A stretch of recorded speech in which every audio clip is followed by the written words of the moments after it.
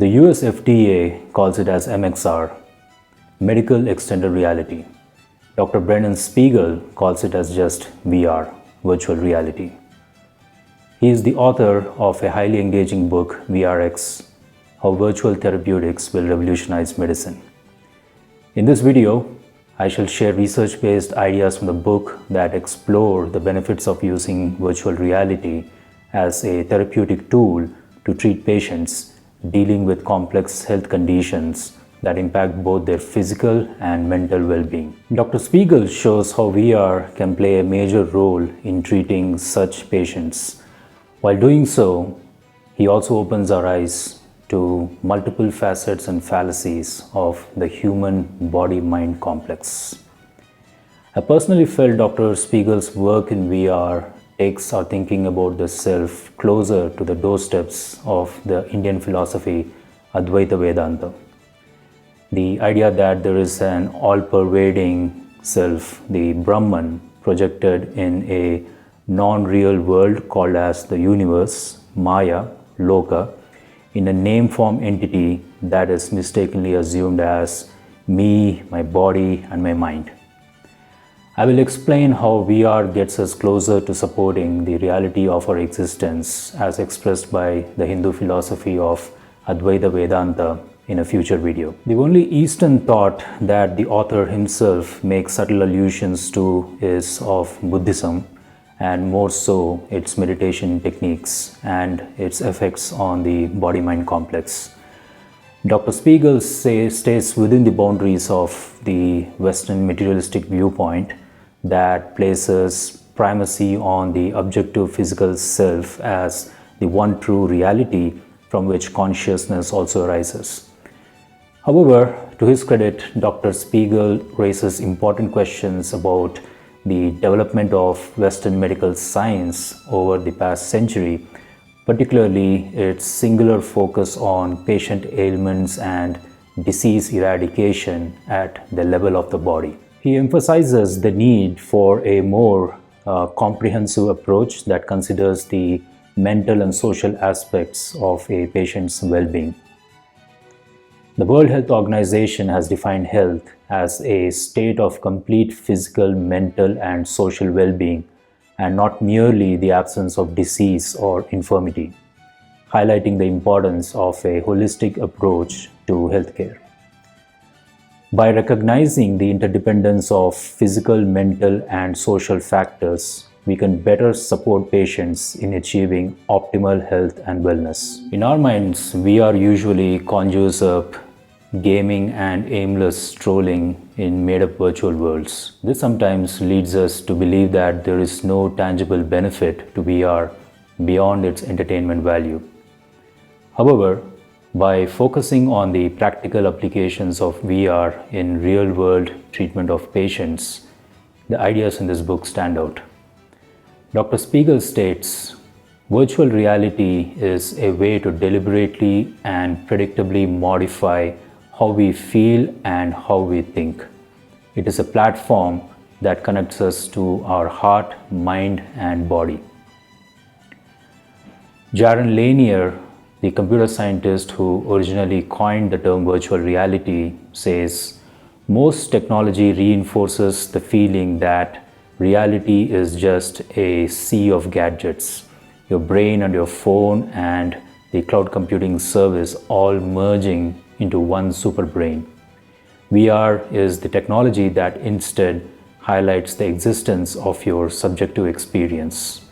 It proves you are real. According to Dr. Spiegel, scientists are uncovering the significant impact of VR on our perception of reality. As I read these observations in the book, I was fascinated by the immense potential VR has that we aren't aware of and how much we can unravel by investing more into it. It is like an open secret. Research has shown that virtual reality can have a range of therapeutic benefits. For example, it can be used to alleviate pain, reduce blood pressure, address eating disorders, and reduce anxiety. Moreover, VR has been used to help women during childbirth and to support soldiers dealing with the psychological effects of combat. For instance, Albert Rizzo, the director of medical VR at the University of Southern California Institute for Creative Technologies, developed the Brave Mind program, which helps soldiers cope with the mental scars of war. Through these innovative applications of VR, physicians can help patients to achieve better health outcomes and improve their quality of life. VR is bringing humanity back into the healthcare field. Traditionally, healthcare providers have approached patient care as if they are fixing broken machines in need of repair. However, virtual reality offers a more holistic approach by acknowledging and valuing the patient's subjective experiences as an essential part of the healing process. By using VR, patients can actively participate in their care and feel empowered to take control of their health. Several famous experiments contributed to what we can now claim as successful ways to use VR to heal patients. V.S. Ramachandran conducted simple mirror box experiments to find treatments for patients experiencing phantom limb pain. These experiments were the foundation for therapeutic VR. Inspired by Ramachandran's work, Matthew Botvinnik and Jonathan Cohen created the rubber hand illusion, which connected the mirror box to a virtual out-of-body experience. Henrik Ersson took this one step further by creating the phantom body illusion, which made subjects leave their physical bodies. This experiment revealed three key principles of body transfer: temporal, spatial, and distance rules. Even judgments are affected by the physical state of the body, not just sensations. Dr. Spiegel too subjected himself to VR experiments to come to a startling conclusion. This is worth making a note on a sticky note or a digital notepad. It turns out that our brains are designed to live in one reality at a time. While going through the VR experience by putting on a headset, knowing fully what it meant in this world, his brain could not occupy two worlds at once. Dr. Spiegel says that's the power of presence, and in a nutshell, the power of VR. All of its revolutionary potential tumbles out of its ability to compel a person's brain and body to react to a different reality. Over 5,000 studies reveal that VR can reduce pain, stabilize nerves, and boost mental health without drugs and their undesirable side effects. According to the author, we have reached an inflection point in the development of virtual reality technology.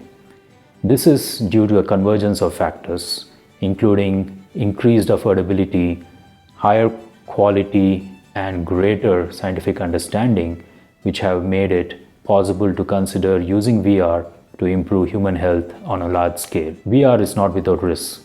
Dr. Spiegel has used VR to treat panic attacks and inadvertently caused them with VR. He has also seen VR rekindle dark memories in victims of past abuse. But the promises of good far outweigh the risks involved so far. The most exciting and innovative aspects I found in the book was in part 1, called as Our Bodies, Our Cells.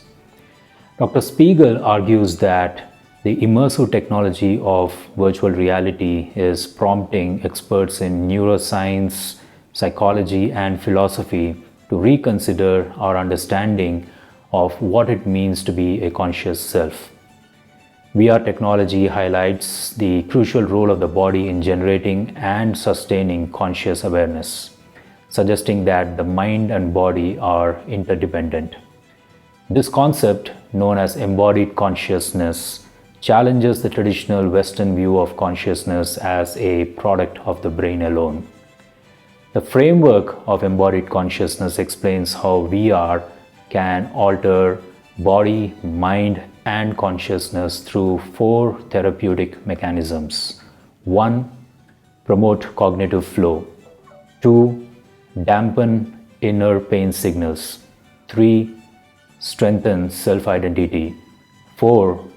enhance healthy body attention. In the rest of this video, we will briefly cover these four mechanisms. The pursuit of flow, which is often described as an alternate state of consciousness characterized by total immersion and enjoyment in an activity, has become a major focus in today's society. The author states that this has given rise to a booming altered state economy estimated to be worth $4 trillion. Activities that are believed to facilitate flow range from traditional practices like meditation, acupuncture, and yoga to modern methods such as music therapy, video games, and social media. Other examples include humor therapy, extreme sports, talk therapy, and even the use of certain substances like alcohol and psychedelics. One way to support people with anxiety, PTSD, phobias, and depression is to promote cognitive flow. Cognitive flow is a state of complete immersion and engagement in an activity that feels effortless and fluid. This state can help individuals disconnect from their inner critic and free their minds from the constraints of self-judgment. In effect, it allows them to be in the zone, much like the effects of LSD. Virtual reality is a hallucination machine that has the potential to create immersive experiences that may facilitate cognitive flow and free an overburdened mind. An observation by Dr. Spiegel that practitioners of meditation know fairly well is this: living in the moment briefly calms the angst of living outside the moment. However, we prefer or rather compelled to be lost in memories of the past or imaginations of the future. Else, we just end up daydreaming in the present. However, Dr. Spiegel states that the self-reflective mind was not a curse in the ancient past when we were hunter-gatherers. It helped us with planning better for a simple future to handle a more simpler life in the present. In the book, The Distracted Mind, Adam Gazzaley and Larry Rosen discuss how the abundance of information in our modern world can overwhelm our minds and negatively impact our quality of life. They attribute this phenomenon to an innate process called information foraging, whereby neurotransmitters like dopamine and serotonin reward our brain for seeking out new information. We constantly search for fresh knowledge, often moving quickly from one source to another to keep our minds occupied. The prefrontal cortex, the last structure to evolve in the brain, is responsible for our conscious self and controls this process of information foraging. Scientists claim that flow requires a state called transient hypofrontality or temporary suppression of the prefrontal cortex. Since it is not easy to activate flow, some people meditate, others take a shortcut to flow by taking risks, parachute jumping, zorbing, etc. Risk-taking usually works because the brain doesn't have a lot of time to ponder stuff when it is trying to survive. If you are not into extreme adventure like me, then try out the technique of upside-down drawing. It will get you into flow very soon. I can explain it more in a future video. The above ideas have been likened to the steps leading to the author's own virtual out-of-body experience and why he felt mystical about it. In recounting the experience, Dr. Spiegel describes a series of stages that lead to the achievement of flow state through the use of VR. First, the VR headset covered his face, creating an environment free from external distractions. Then, the information-rich experience triggered his foraging instinct, leading to a redirection of focus to the virtual environment by the prefrontal cortex. This process left the prefrontal cortex with less energy, resulting in a sense of selflessness. As time passed, the brain released norepinephrine, a natural stimulant, and shifted from beta to alpha waves, promoting relaxation and pleasure. As the brain sunk deeper, it generated theta waves, resulting in a sense of dreaming with open eyes. Finally, the brain released oxytocin and serotonin, producing an aura of tranquility.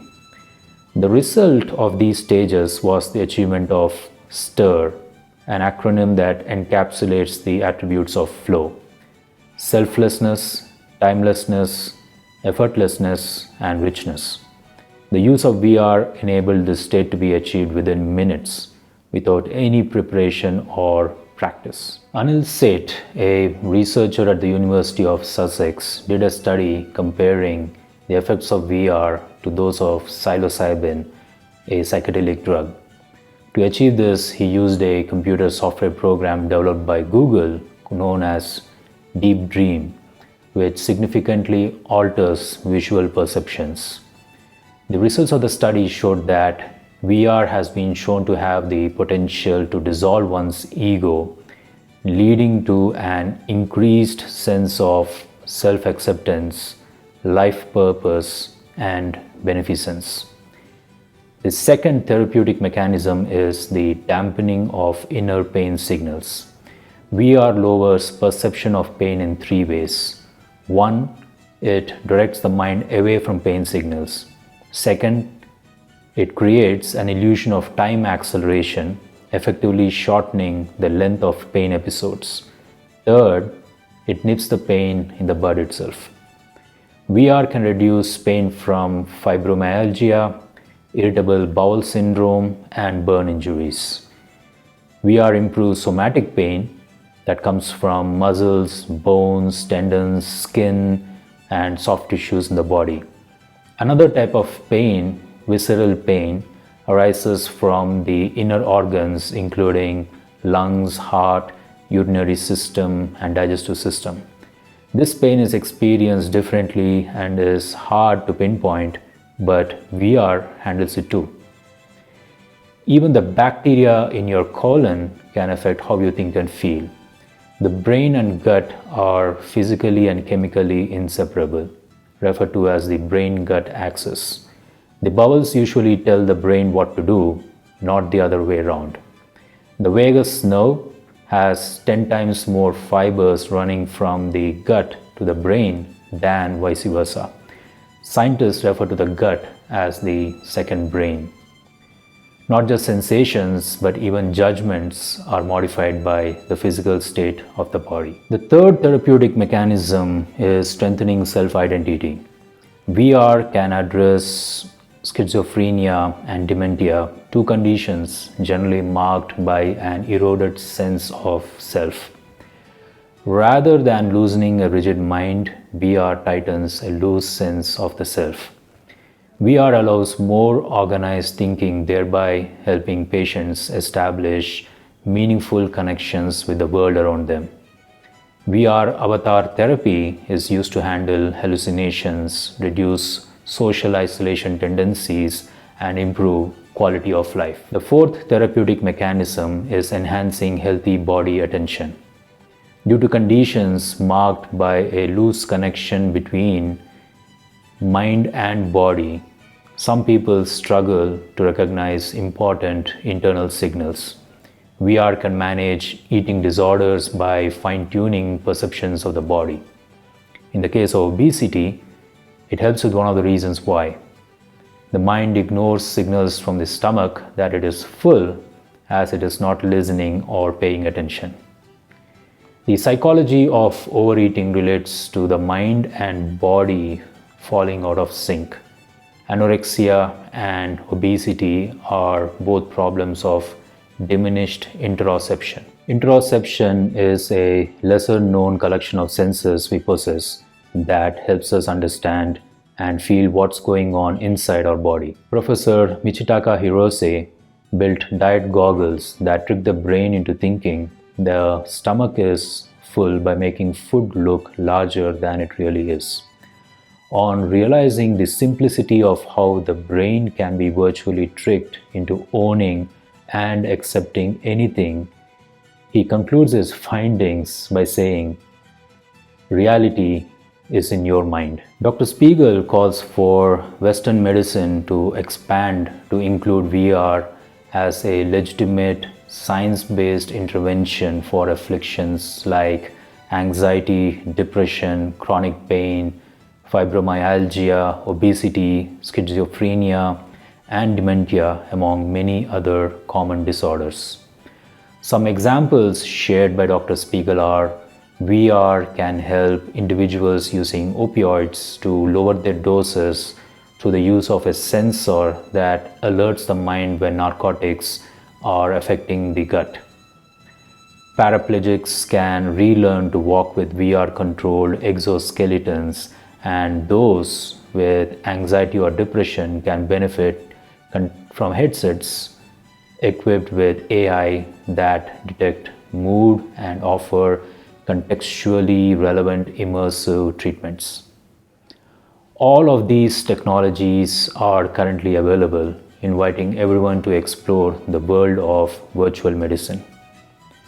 In conclusion, the father of VR, Jaron Lanier's words serve as a reminder that while technology is constantly evolving and changing our lives, by pushing technology as much as possible, we can rediscover parts of ourselves that transcend technology.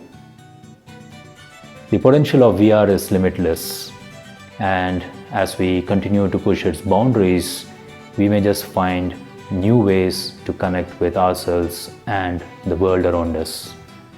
Until next time, Namaste.